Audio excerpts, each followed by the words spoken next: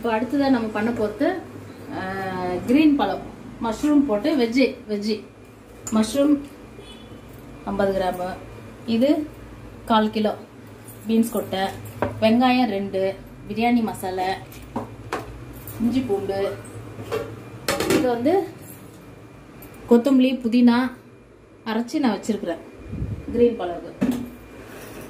இப்போ எண்ணெய் ஊற்றிடுறேன்.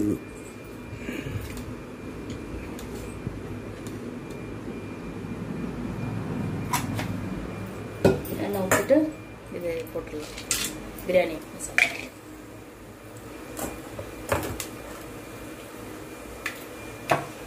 அடுத்தது வெங்காயம்.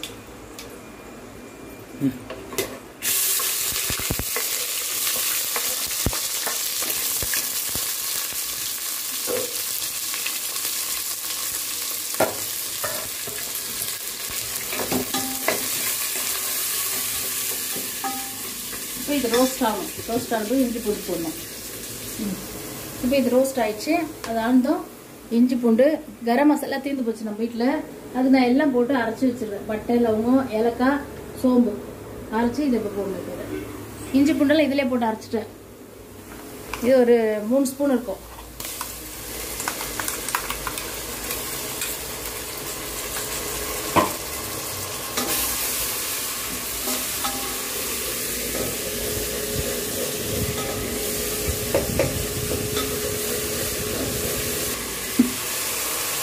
ஒரு ஸ்பூன் மஞ்சள்.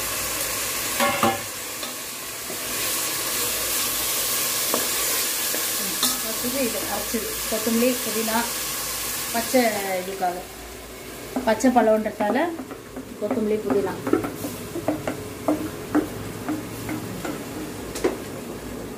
கொஞ்சம் உப்பு கொஞ்சம்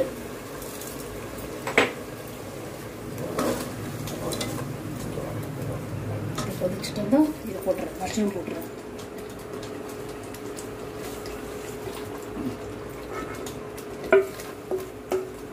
மஷ்ரூம் போட்டாச்சு.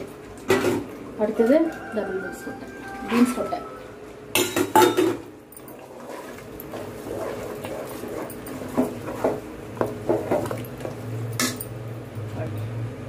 தயிர் வந்து 1/2 லிட்டரு.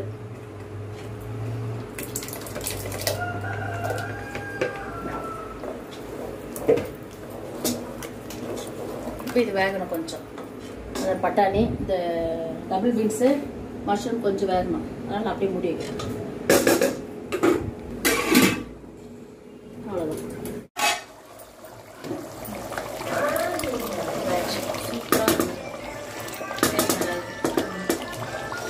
இப்போ அரிசி போடணும்.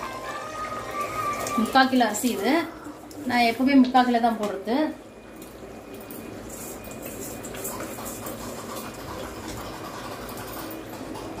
தண்ணி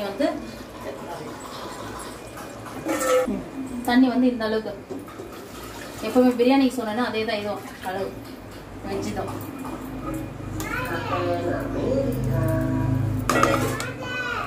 இவ்வளோதான் எனக்கு தண்ணி அளவு. இப்போ உப்பு போட்டுடுறேன்.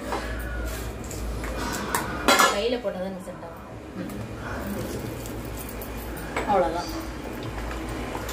பாரு, அந்த தண்ணிக்கும் இந்த அரிசிக்கும் இவ்வளோ இருக்கணும். எந்த பதம் அவ்வளோதான்.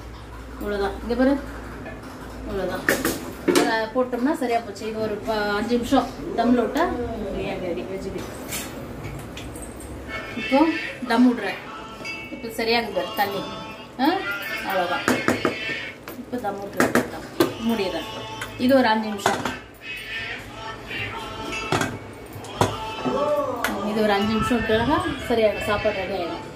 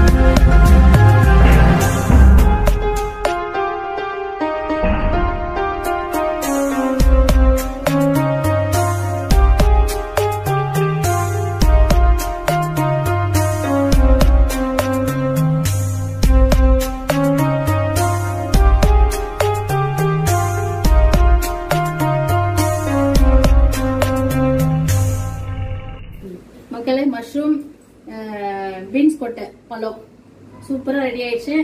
இந்த பழம் உங்களுக்கு கிரீன் பழம் இது பிடிச்சிருந்தா உங்களுக்கு லைக் பண்ணுங்க, ஷேர் பண்ணுங்க, சப்ஸ்கிரைப் பண்ணுங்க, மறக்காம கமெண்ட் பண்ணுங்க. நன்றி, வணக்கம்.